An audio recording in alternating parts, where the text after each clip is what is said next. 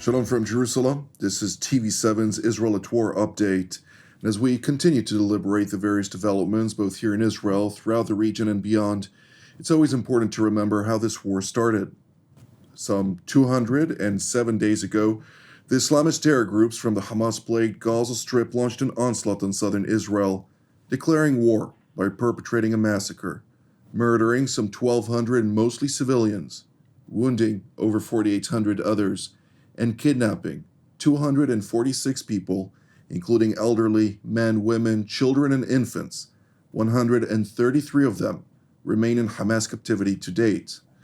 Let's now turn to our TV7 editor-at-large, Mr. Amir Oren. Amir, give us a little bit of an update on the latest developments. There are talks behind the scenes about a substantive proposal or draft proposal delivered to the Islamist Hamas via Egyptian mediation by Israel, in which far-reaching concessions have been made.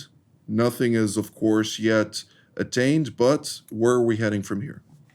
So, as Secretary of State Tony Blinken said in Riyadh, a generous offer has been given Hamas, which can be translated to what you said about far-reaching concessions on Israel's part, at least, of course, in comparison to its original position.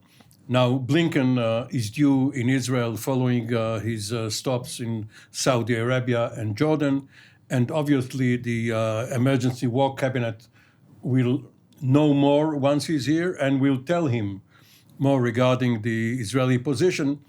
There was supposed to be a cabinet session, but Netanyahu canceled it.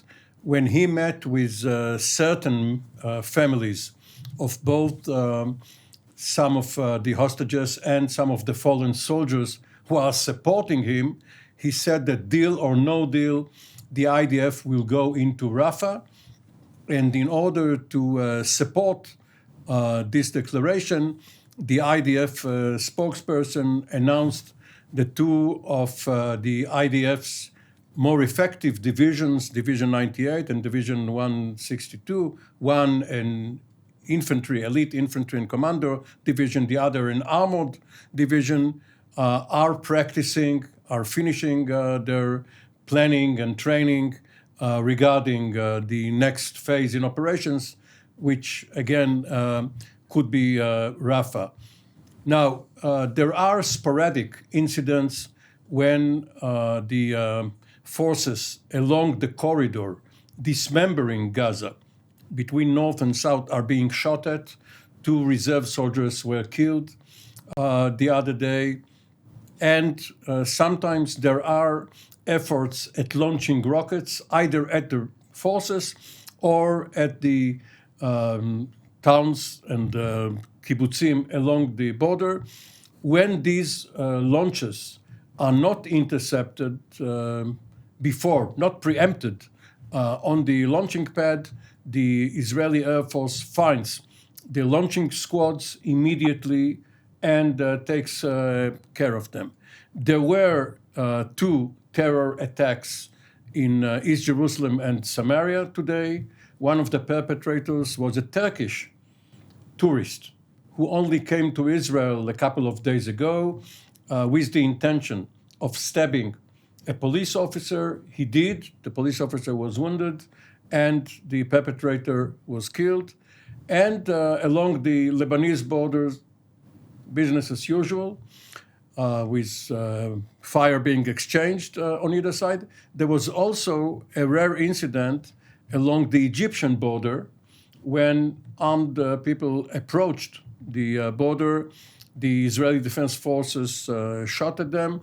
It turned out that they were smugglers. But when it comes to smuggling, anything can be smuggled. Appliances, sometimes women, but also munitions and guns. And Israel cannot afford to discriminate between the various groups of smugglers. I don't think anybody can afford those kind of activities, but nevertheless, I'd like to turn to the commander of the Israeli Air Force Task Force for Air and Missile Defense, Brigadier General in Reserve Doron Gavish. It's good to see you, General. I'd like to point out the statement made by the British Foreign Secretary, namely Lord David Cameron, about the looming arrangement potentially in the event that Hamas does accept the draft resolution, even though I am skeptical about this.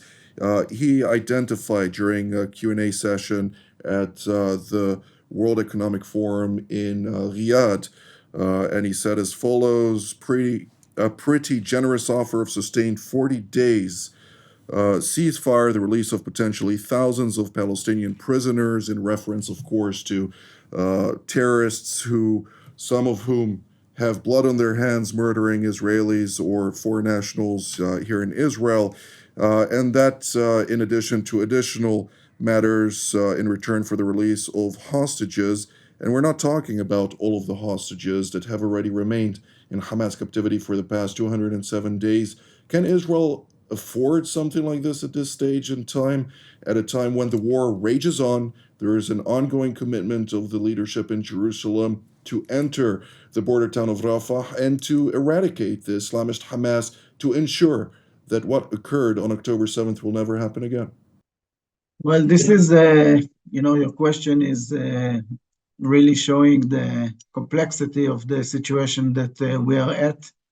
It is not only military issue that we are dealing with. It is much more larger than this. There are politics involved with it, diplomacy part of it, and of course the goals of this war. And at the end of the day, Israel wants to bring back those hostages and to release them from the hands of the murderous Hamas. So you take all of those considerations together, and I think that at least from this point of view, Israel is doing what it should, meaning that all the options are on the table. The Israeli cabinet is willing to explore all the options that at the end of the day would be aligned with the goals of this war and the interests of Israel. And, we talked about it more than twice about the Clausewitz statement and so on. And it might be that this is we are close to this stage in this war, and we have to be open for all the different options. So, going back to your question, I think that this is where we are at. I would like to add to your question to Amir, and Amir noted about the Egyptian border and the criminal activities over there. Unfortunately, this is alongside with the war. We see a lot of criminal activities that are being held those days in the south part of Israel, also inside the Gaza Strip. The criminal organizations alongside the Hamas are flourishing in the Gaza Strip.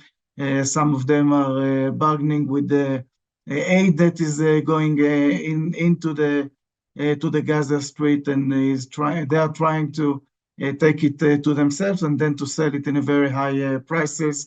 Some of them are smuggling people from the Gaza Strip to Egypt and things like this. So unfortunately, one of the aspects that we didn't talk about it too much, but it's there, of this war is the criminal activity which is being held today in the south part of Israel. Indeed. Well, unfortunately, when blood streams in the streets, criminal organizations thrive. But I'd like to turn now to the United Kingdom, where we're joined by retired Colonel Joel Rayburn, formerly a senior director in Washington's National Security Council for Lebanon, Syria, Iraq, and Iran, as well as former U.S. Special Envoy for Syria proper. It's good to see you, Colonel. I'd like to ask about a statement made by all foreign dignitaries from the West, particularly also by U.S. Secretary of State Antony Blinken, the Foreign Secretary of the United Kingdom, David Cameron, and others, who every time they speak about a temporary ceasefire, they highlight that they intend to build upon that ceasefire to try and enforce a permanent cessation of hostilities. Is that something that Israel can be forced to capitulate to, or are there different forces within the international fora that try and balance basically that effort? Well, Jonathan, I think the first question you have to ask before those questions is whether a ceasefire between in Gaza between Hamas and Israel could be permanent. I think the answer is no. I think Hamas won't actually abide by any ceasefire, not just for their own reasons, but because the Iranian regime is not backing off of its provocative, aggressive policy throughout the region, trying to consolidate control all around Israel and to threaten Israel and the United States presence and our allies in the region. So as long as we're in the environment where the Iranian regime is seeking to destabilize the rest of the region and undermine our interests and undermine Israel's security, then I don't see how any such deal can hold. I don't think any deal anywhere in the region can be sustainable under the conditions in the Middle East and really in the broader international security sphere obtain right now or continue.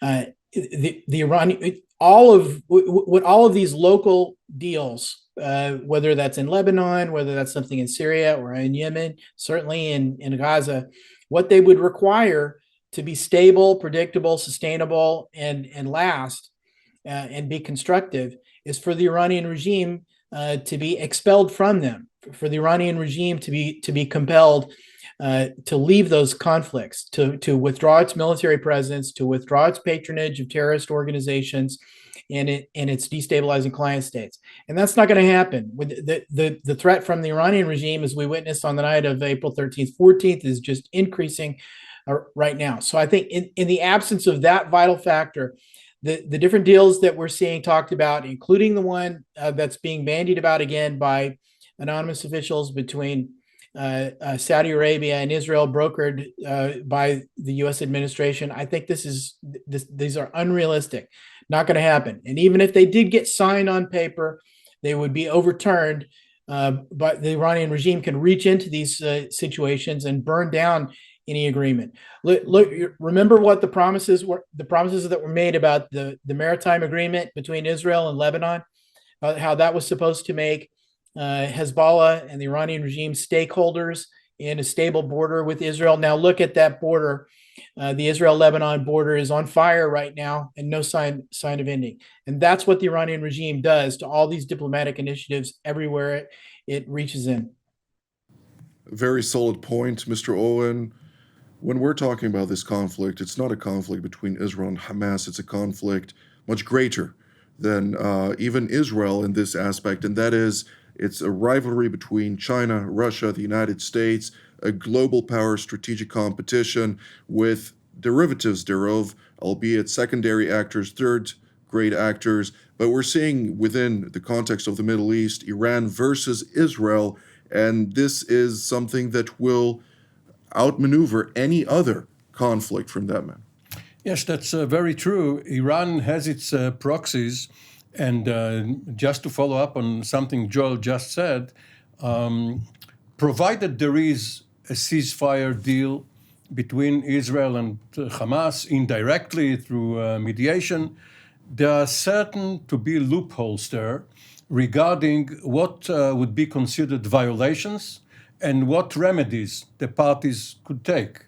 So let's say there is a terror attack in East Jerusalem or near Nablus by someone who is affiliated with Hamas or was inspired by Hamas. Would Israel be entitled to act against Hamas in Gaza because this is the headquarters where it emanated from? Or let's say Hamas is very diligent in applying the ceasefire deal and it refrains from any action, but it is asking Tehran to use another proxy, the Houthis or whoever, an Iraqi militia, to attack Israel. Is Israel going to be justified in attacking Hamas or attacking Sinwar personally in order to counteract? So the legal scholars, the specialists, the diplomats, would have a very hard time coming up with a formula which will satisfy everyone. Now, as for your question regarding Iran versus Israel, what the night of April the 13th and the 14th showed is that Iran is not the only regional power with allies and partners. Not only the United States, of course, but also Jordan and others who, as part of the integrated missile defense format, helped Israel repel the Iranian attack. So it's a very good lesson to Iran that Israel is not isolated. General Gavish, I'd like to ask, since the top diplomat of France is currently here in Jerusalem, he met today, of course, with his Israeli counterpart, that after coming here from Beirut, where he met with the Speaker of Parliament, Nabi Berri, with the caretaker Prime Minister Mkati and others, and he highlighted in a press conference that he does expect that neither Israel nor Hezbollah, I don't know from what he bases it on, but neither Hezbollah is interested in a conflagration at this point in time, and that in general terms, France will do everything to avoid the worst case scenario of all-out war. Do you see these French efforts as productive? And if so, what are we to expect in the near future? Well, the French government have some sentiment toward Lebanon and some influence, I would say. I'm not sure that it is a very significant one, but there is some influence. So, from the Israeli point of view, if France is stepping forward alongside with the United States, and the end result of it is that we would see the Hezbollah redrawing from the current position and going back to the 7001 decision lines, then we could say that it is effective. At this stage, everyone is trying. There are talks. Unfortunately, we didn't see the effectiveness of them. And at least from the Israeli point of view, it means that we have to continuously prepare all the options in order to deal with the Hezbollah in the northern part of Israel, because once again, we have to remember that more than 60,000 people are being evacuated from their homes, refugees in their own country, and they can't go back as long as the Hezbollah is being very close to the Israeli border and the northern side and to their home country, to their own towns. And of course, we continuously see the Hezbollah that is sending rockets, missiles, anti-tanks missiles, and so on, terrorizing, unfortunately, the population in the northern part of Israel. And this is something that we won't be able to carry out with it for a long time. And the solution would have to come. It could be a diplomatic one. I'm not sure that this would be the option, but let's stay optimistic. But again, we have to prepare ourselves to all other options, and it means that Israel would have to take care of it if the diplomacy fails with its military. It's important in the context of my question about France is to remark that you used to be also the head of the defense delegation, the Israeli defense delegation to Paris, and acted there for several years.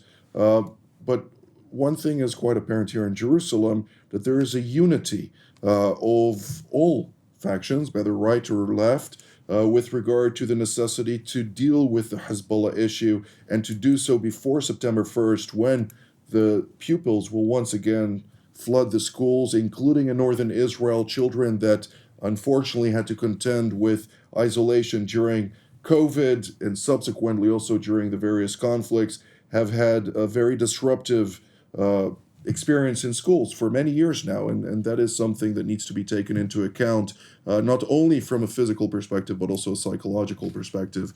Colonel Rayburn, is Israel still constrained from acting against Hezbollah? And if so, to what degree can Israel maneuver within that scope? Where is currently Amos Hochstein, the special envoy of the White House, in dealing with those issues? And to what degree does it also spill over into Syria? I think the answer is, as an observer from the outside of the U.S. government, I think the answer is yes. I think the U.S. government is still constraining Israel from taking, the most proactive kind of steps, such as a ground incursion, such as a really heavy bombardment campaign in Lebanon, and the activity that the IDF is taking over Lebanon now, which is precise and effective, and in the end, not sufficient so far to push Hezbollah back from the border or to compel the Iranian regime and Hezbollah to make a decision to concede the border zone back.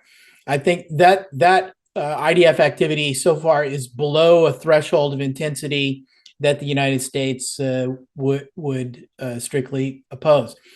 In the meantime, yes, Special Envoy Hochstein, the French envoys are trying to cobble together a political deal in Beirut that would solve the Lebanese political deadlock and also reduce, de-escalate the situation on the border. As someone who has dealt with that environment before with the same actors in Beirut that Amos Hochstein and the French are having to deal with now, I'm very skeptical that any kind of arrangement, satisfactory arrangement, can be made, especially against the backdrop of that regional conflict that I mentioned before. As long as the Iranian regime is pushing and pushing and pushing, then I don't see that anything stable can be accomplished via Beirut. I mean, the maritime boundary deal, I think, showed that you can have a local kind of agreement like that. It will be overturned as soon as it suits Iranian and Hezbollah interests to overturn it. And to violate its commitments or its spirit, and I think that's what would happen now with the deal in Beirut. In addition, if there is a deal, if there's a diplomatic deal, as Doron was mentioning, and people have talked about this, and I know the Israeli defense minister has mentioned that if there could be kind of a deal that would result in Hezbollah backing off from the border, then that might be preferable. That would be preferable to having to fight Hezbollah. But who would enforce that deal? Who's going to go in and enforce the deal on the ground? UNIFIL was incapable of enforcing 1701 all these years. The Lebanese army, the idea that the Lebanese army would send a division or 2 brigades or more down to the south and would occupy that territory and then somehow have the political ability to force Hezbollah not to go back into that zone, I think this is unrealistic as well. I do not see a realistic diplomatic formula that would do what Israel says needs to be done for Israeli security interests, and so the people in the north of Israel can go back home by 1st of September, as you say. As an outside analyst of this, it looks to me like there is a train wreck approaching.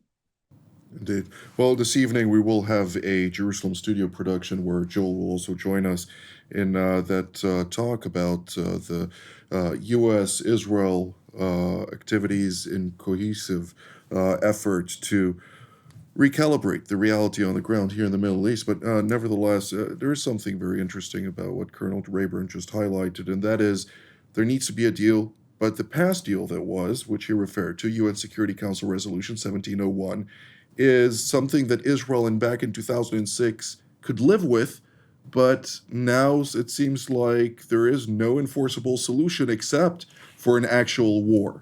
What can be done, however, from a diplomatic perspective?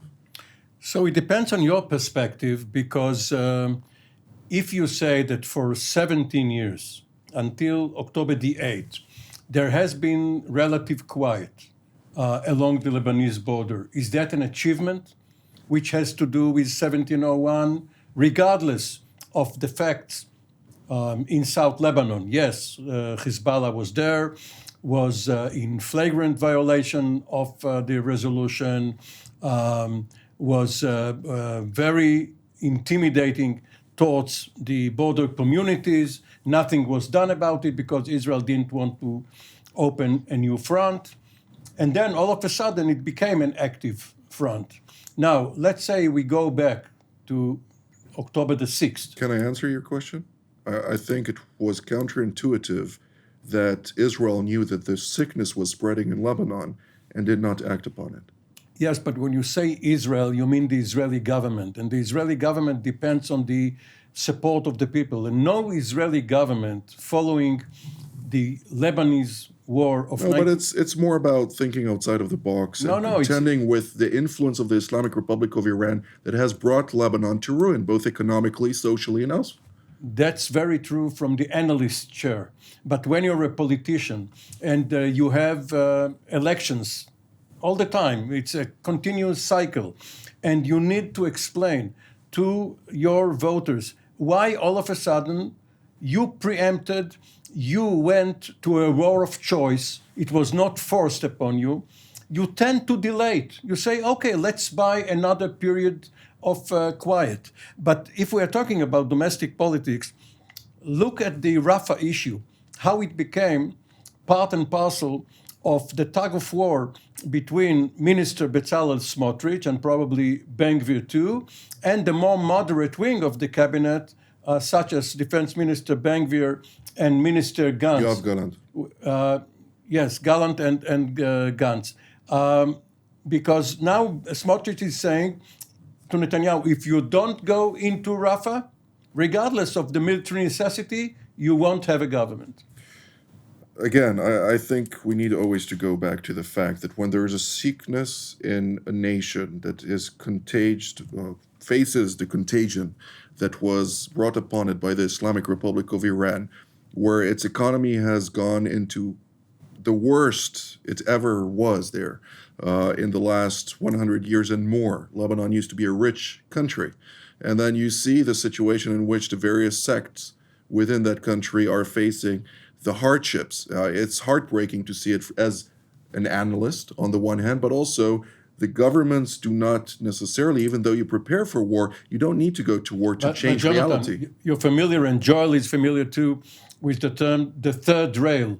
Social security in the United States is the third rail. You get electrocuted and you touch it. Lebanon was the third rail in Israel following the failure of the first Lebanon war. And therefore, no government in its right mind, or in its right hand even, would go into Lebanon without being attacked. Well, I agree. With that being said, I don't think it's only Israel's responsibility. There is France, there is the United States, there are other so-called protectors of Lebanon that have defined themselves as such and have not acted upon this disease called Hezbollah and its various derivatives of the Islamic Republic. But unfortunately, this is all the time that we have for today. I'd like to thank General Gavish and Colonel Rayburn, as well as you, Mr. Oren. I'd like to thank all of you at home as well. Until our next update from here in Jerusalem. Shalom.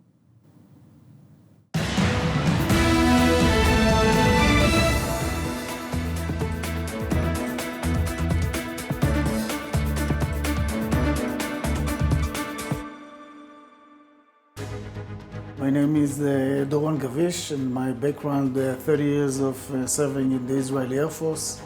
My last job, I was the commander of the Israeli Air and Missile Defense during the introduction of the Iron Dome to the defense of Israel. All of this allows me really to be part of the team here in TV7. It is super important to have such a platform. We talk about the global situation, we talk about Israel and those different angles which are relevant to the discussion.